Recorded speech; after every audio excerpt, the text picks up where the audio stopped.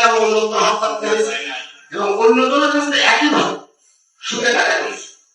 এইভাবে দ্বিতীয় অবসরে হচ্ছে আর এখন লোক বেড়ে যাচ্ছে।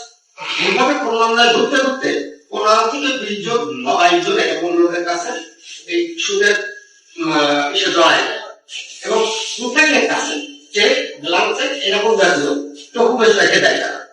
যেমন 20-22 জনের মধ্যে 18 থেকে 20 জনের মতো তারা তাদের সত্য কথা স্বীকার করছে। আমি তখন জানতে পারি, আমি বললাম যে আপনারা টাকা লেনদেন করেছেন, কিভাবে করেছেন, কত টাকা নিয়েছেন, কত টাকা সুদে টাকা নিয়েছেন এবং এই পর্যন্ত কত টাকা দিয়েছেন। আমাদের যদি আপনারা সঠিক তথ্য বলেন আমি অবশ্যই সমাধান করার চেষ্টা করব। এবং সেই কথা বলে 18 থেকে 20 জনের মতো তারা তাদের সত্য কথাটা খুলে বলে এবং সেগুলো আমি সব লিখিত ভাবে তারা যে সুদে লেনদেন করেছে সেই লেনদেন করার কারণে আমি তাদের টাকা পরবর্তীতে দিয়ে সমাধান করেছি। যেহেতু তারা আমার কথা ছিল সত্যের মুখোমুখি হতে হবে, আমি অন্যের সাথে কোনো আপোষ করবো না, মিথ্যার সাথে কোনো আপোষ করবো না। এখন এই যে 15 জন তারা সমাধান করে নিল, তারা প্রত্যেকেই সুদে লেনদেন করেছে। তাদের কাছে যে সবচেয়ে ছিল সেগুলো আমি সব উদ্ধার করেছি এবং লিখিত হয় তারা সুদের কারণে বা সুদের লেনদেন করেছে এটা স্বীকার করেছে।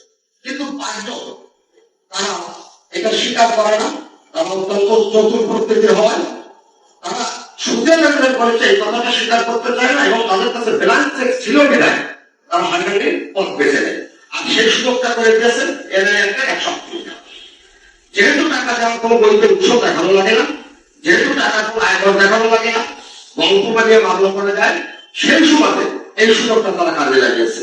আমি আপনাদের সমাজ সচেতন মানুষ, আপনারা দর্পণ, সমাজের আয়না, আপনাদের মাধ্যমে আমি একটা কথা বলতে চাই, সত্যকে বাঁচিয়ে রাখতে আসুন সবাই একসাথে কাজ করি। তা না হলে আমি তো হয়তো ধারণ করি নাই বা করেছি তাই আপনার কোন আত্মীয় করবে, এই সমস্যাকে এভাবে ধ্বংস হতে আমরা দিতে পারি না। আমি একজন সমস্যা সকল ব্যক্তি দাবি করি, সেই সুবাদে আমি এই লড়াইটা করে যাচ্ছি। এই 15 থেকে 18 জন তারা যে চেক স্ট্যাম্প দিয়েছে সব ডকুমেন্ট আমার কাছে। এই যে জামালউদ্দিন আমার স্ত্রীকে 20/2/19 তারিখে চেকের মাধ্যমে 3.5 লক্ষ টাকা দেয়, যেটা আমার স্ত্রী উত্তোলন করেছে প্রমাণিত।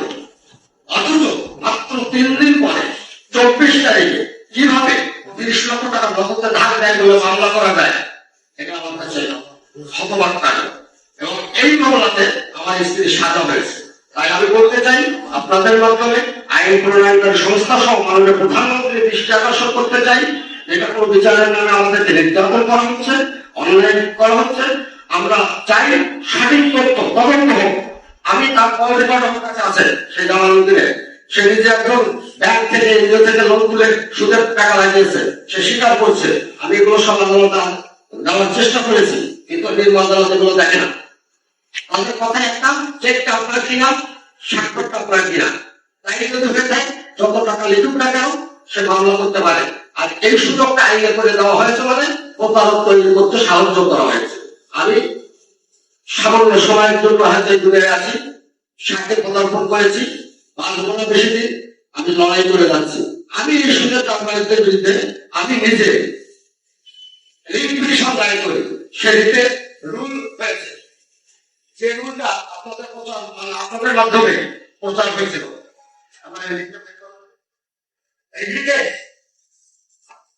সেখানে সুযোগ ব্যবস্থা গ্রহণ করে নির্দেশনা আছে, নির্দেশনা ছিল যে আপনি এটার বিরুদ্ধে ব্যবস্থা নেন, আসলে কোনো কার্যকরী ব্যবস্থা নেওয়া হয়নি। আমি চাই যে আইনের মাধ্যমে যে যে টাকা লেনদেন করবে অবশ্য পাবে, তাতে পাওয়ার অধিকার আছে, না দিলে সে সাজা ভোগ করবে, যে জরিমানা ভোগ করবে, আমার আপত্তি নেই। কিন্তু আমি নির্যাতিত হব, মিথ্যার সাথে আমাকে আপোষ করতে হবে, অন্যায়ের কাছে আমাকে আপোষ করতে হবে, এটা আমার নীতিনৈতিকতার সাথে যায় না। তাই আমাদের প্রতিবাদ আপনাদের কাছে আসছি, আপনারা আমাদের সহযোগিতা করবেন। আপনারা যেহেতু প্রতিবাদী বর্গ, আপনাদের মধ্যে সমাজের অনেক অন্যায় অবিচার সব প্রকাশিত হয়, আমি প্রকাশ করার লক্ষ্যে আপনাদের সঙ্গে হাজির হয়েছি। আপনারা আজকে আমাকে এই সময় দিয়ে, আপনাদের মূল্যবান সময় দিয়ে যে সহযোগিতা বা আন্তরিকতা দেখেছেন, এর মূল্য আমি দিতে পারবো না। কারণ আমি একজন নির্যাতিত পরিবারের পক্ষে, ভুক্তভোগী পরিবারের পক্ষে খুবই অসহায় মধ্যে আছি। আমার স্ত্রী এই মামলা 3.5 লক্ষ টাকা চেকে দিল, 30 লক্ষ টাকা ধার দিয়েছে বলে মামলা করা যায়। সেই মামলায় আমার স্ত্রীর সাজাপ্রাপ্ত হয়ে পলাতক।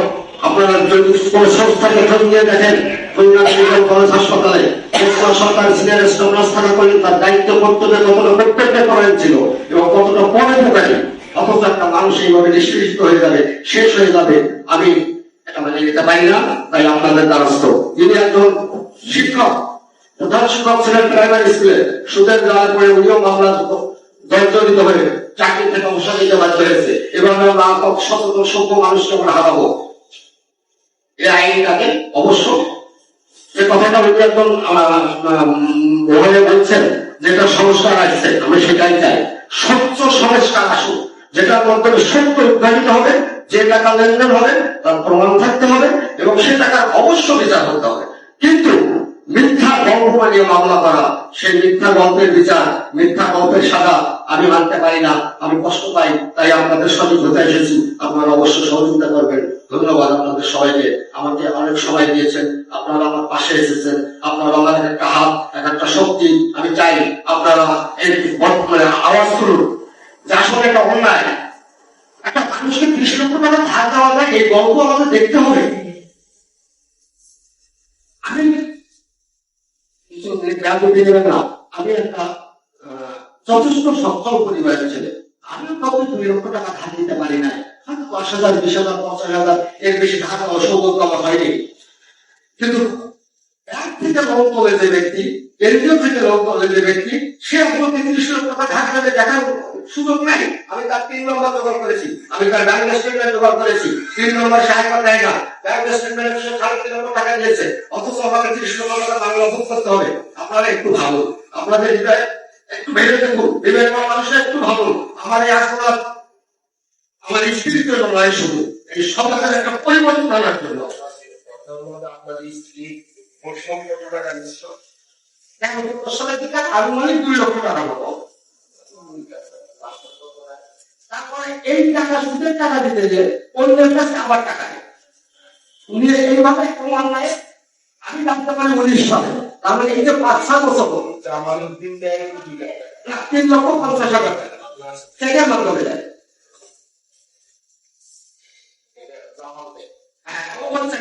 আমাদের চেক থেকে টাকা দেয়, আমাদের স্ত্রী তুলে দেয় 3,50,000। লিগালি কিছু লাগছে, সেখানে সে 30 লক্ষ টাকা মামলা করছে। এরপরে আমাদের মামলাগুলো করছে বিশ্বাস একদম এই জামালউদ্দিন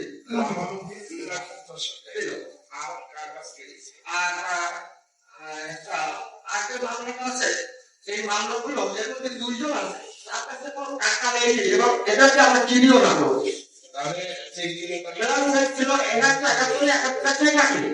এই যে সুদের কারবারি যারা, আপনাদের অবশ্য ধারণা আছে, এরা ইচ্ছা মতো চেক রাখে, 2-3 এরা বলে 1 লক্ষ টাকা বেশি চেকে কার্যকারী হয় না, আমাকে 2 দিতে হবে।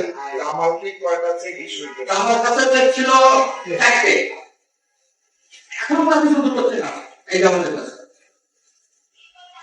5টা চেক ছিল। আবার লোন তুলে দেবে বলে একবার 3টা চেক নিয়েছে যে আপনাকে ব্যাংক থেকে লোন তুলে দেবো, ওখানে চেক লাগবে, স্টাম্প লাগবে, স্বাক্ষর করাই দিয়েছে। আপনার এই 2.5 লাখ টাকা নিয়ে আর আপনাকে সুদের টাকা দিচ্ছেন, কারণ দামে করাই গেছে। এবং আপনারা এই জিনিসটা, এই যে টাকাগুলো কে কত টাকা দিচ্ছে এবং কে কত টাকা দিচ্ছে এই হিসাবগুলো এখানে। আচ্ছা, বিষয়টা হচ্ছে কি, মানে আমি ডাক্তার 50,000 দিলাম, নিয়োগকে দিলাম, এইভাবে করতে করতে এই চক্রের মধ্যে ঘুরেছে 5-6 বছর ধরে ঘুরতেছে। না, আমি 19 সাল লাগি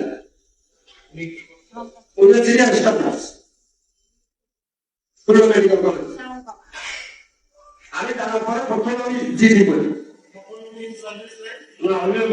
মানে এই মামলা এবং শারীরিক অসুস্থতার কারণে অবসরের আবেদন করে, কিন্তু সে অবসরটা এখন বাধাগ্রস্ত। আবেদন করছে যে আমি টাকা পাবো, সেই এখানে অবসর নিয়ে যায়, আমি টাকা থেকে বঞ্চিত হবো। সেই অভিযোগের ভিত্তিতে তার বিরুদ্ধে বিরুদ্ধে মামলা হয়, সেখানে সেটা হেলদা হয়ে আছে। আমরা নির্যাতন যে কতভাবে করা যায় একটা পরিবারকে, একটা মানুষকে। আসলে সত্য কথা বলতে কি, আমি একটা চাকরি করতাম, যে সময় আমার সংসারটা হয়তো এখন ঠিকই আছে বা বেঁচে আছে, তাহলে বেঁচে থাকার কোনো পরিবেশ নাই, যেখানে ভাবে দাঁড়াবো। আমি ভেতরে জানিয়েছিলাম আমি অবসর করে এখন পিয়ানোর ছুটিতে আছি।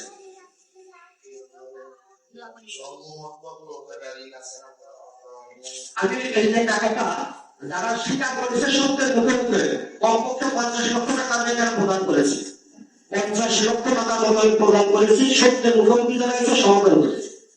18 থেকে 20 জনকে আমি এই টাকাটা দিয়ে কিভাবে টাকাটা নিয়েছে, সুদে লেনদেন করেছে, কত টাকা নিয়েছে, কত টাকা দিয়েছে,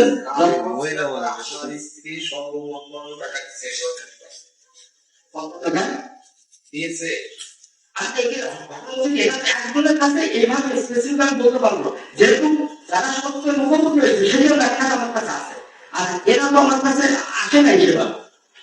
তাতে করে আমি এক্সাক্ট তার তুলে ধরতে পারবো না, কিন্তু যারা আসছে যে কত টাকা দিচ্ছে, কত টাকা দিচ্ছে, এটার ব্যাখ্যা আমি দিতে পারবো। মানে এই মানুষ যে মামলাগুলো হচ্ছে সবটাই লাগছে। কারণ আমি চাচ্ছি যে ব্ল্যাঙ্ক চেকটা মানুষকে যে হয়রানি করা যায়, এটা আপনাদের করা উচিত। আমার কথা হচ্ছে আমি টাকা দিলাম 3 লাখ, 5 লাখ, 10 লাখ, 20 লাখ, অবশ্যই দেবো। আমি টাকাটা দিব, আমার এগ্রিমেন্ট থাকুক, আমার একটা চুক্তি থাকবে, এই সুযোগ না থাকে এই সমস্যা। প্রধান শিক্ষক আমি আপনাদের সহযোগিতা চাই। এই জন্য পরিষেবা কত থাকে, হয়তো 10 জনের মধ্যে 5 জন থাকবে, আপনি ব্ল্যাঙ্ক চেক দিচ্ছেন, যখন আপনাকে খুশি লিখতে হবে, হ্যাঁ বলুন না, সে আইনে এই কথাটা বলুন। যদি তার সংসার থাকে তাহলে ব্ল্যাঙ্ক চেক থেকে আমি ইচ্ছা মতো লিখে আমি লিখি। তাহলে সত্যের